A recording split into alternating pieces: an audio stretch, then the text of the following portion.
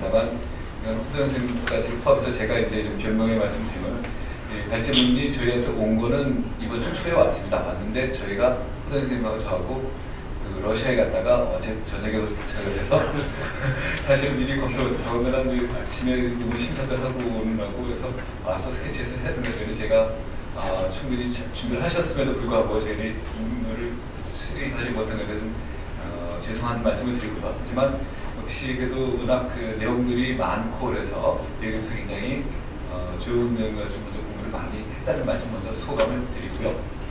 그리고 그동안에 이제 핑계가 이렇게 좋은 자료 나오고 저거에 난 사실 뭐 자주 나오면서 논문 쓰겠다고 해서 공부 안 하다가 이제 계속 기다리다가 기다릴 때 저도 5일 초부터 이제 나올 줄 알았었는데 아직 진행이 안 돼가지고 이제 다음 주에 나온다고 말씀을 드렸습니다만 그러면서 또 하나 이제 생각이 드는 것이 좀 자유롭게 몇 가지는 얘기하겠습니다. 사업에 대한 방식이나 뭐 이런 것들 같이 얘기해봤는데 일이 굉장히 많겠다는 생각이 들었습니다. 다 자료를 수집하고 그를 공간하면서 교정까지 완벽하게 해야 된다는 것들이 갖고 있는 작업의 농도가 보통 일이 아니겠다. 근데 지금의 그래서 아까 그 동벌시장님이 모셨을 때 좀 말씀을 드렸어야 되는데 이 현재와 같은 조직 체계를 가지고 과연 이게 15년, 20년 가게 되나? 선생님, 김호 선생님 쓰러지시고 나면 이거 누가 이제 감당을 하겠는가? 사실 이런 걱정도 듭니다. 좀 더 정확하다면은 젊은 연구자들 한 최소한 2~3명 정도라도 참근을 하는 어떤 이 독자의 어떤 연구소 체제가 돼서 그래서 일상적으로 모든 정보들이 그쪽으로 수합이 되면서 그렇게 돼야지 이것이 장기 지속이 되지. 현재와 같이 좀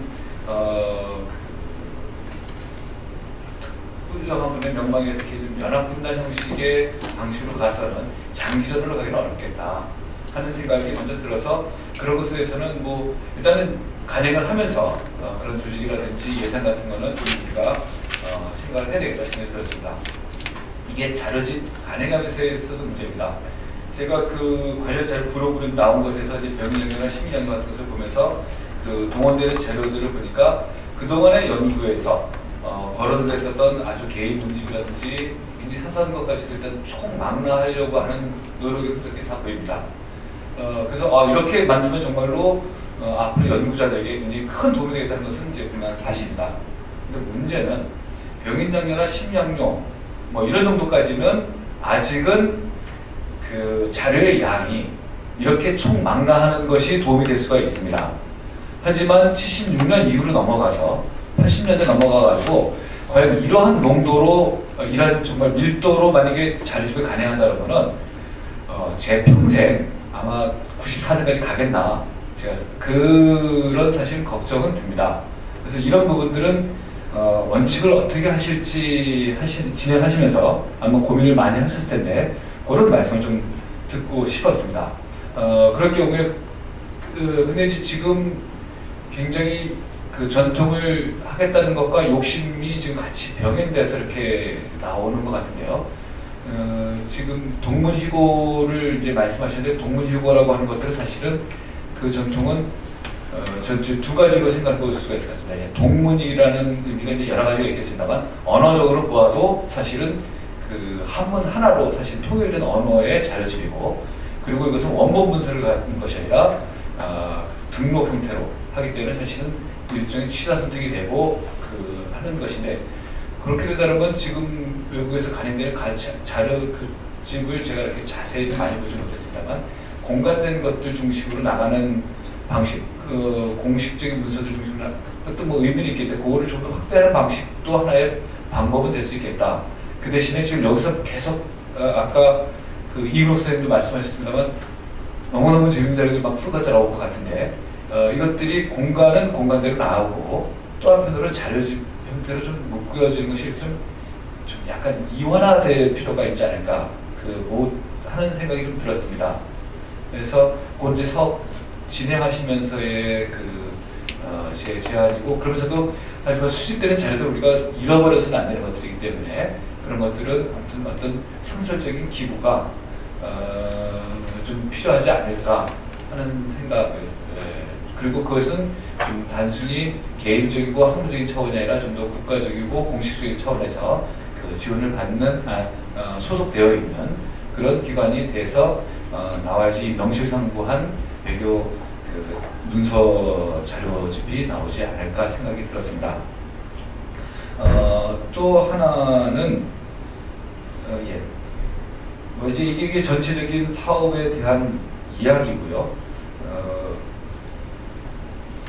아까 굉장히 재밌는 말씀을 이제 이고 선생님이 쭉 하시면서 영국에서 봤더니 이제 뭐 사실상 조선 사람들이 그 협상하는 과정에서 작성했을 것까지 어떻게 다 수거해서 갔는지 정말로 이 철저한 직업 외교관들이었겠구나라는 생각은 가졌습니다. 근데 그것이 또 한편으로는 우리가 갖고 있지 못한 아무튼 그 당시 우리들의 구상을 보여줄 수 있는 굉장히 중요한 자리이기 때문에 뭐 이런 건 당연히 수거된 대로 이제 우리가 다시 간행을 하는 것이 굉장히 중요하다는 생각인데 이것과 함께 또 하나 좀 여쭤보고 싶은 거는 뭐 이렇게 그 협상하는 과정에서도 있지만은 뭐 공식 문서들을 이제 우리한테도 받아가는 것들도 있을 거고요. 협상하는 과정에서 실패 같으면 그럼 받아가지고 그 사람들이 아마 또 번역을 자기들식으로 번역을 했을 텐데 그러면은 그 우리가 보내준 문서를 정확하게 그들이 번역해서 읽고 있는지 그런 과정 같은 것들도 같이 해서 저는 지난번에 그 계속 하다 보니까는 러시아 쪽 그 보리스 박 선생님 거를 다시 또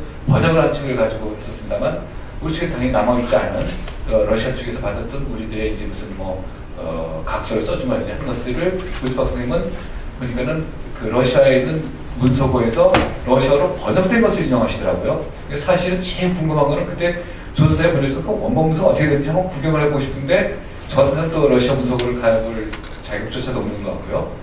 굉장히 그 좀 꼭 확인해보고 싶은 우리 쪽 원문서들 그리고 그것이 어떻게 됐는가 하는 것들을 이렇게 좀 하실 때 잘 해주시면 저희 같은 사람이 굉장히 큰 도움을 얻을 것 같아서 뭐 정리하신 과정에서 아까 좀 대충 말씀을 해주셨습니다만 좀 더 제가 입장에서는 뭐 우리의 원래 생각들을 그들이 잘 어떻게 하고 있었는지 혹시 보신 게 있으면 그것도 좀 말씀을 부탁을 드리겠습니다. 마지막 한 가지만 더 하면은 이렇게 우리가 어떤 공식적으로 외교 문서 자료집을 낼 때 사실은 외국 같으면 우리처럼 하지는 않을 것 같아요. 자기네 외교 부서가 딱 있어서 자기네가 했던 걸 중심으로 해서 간행을 하면 되니까.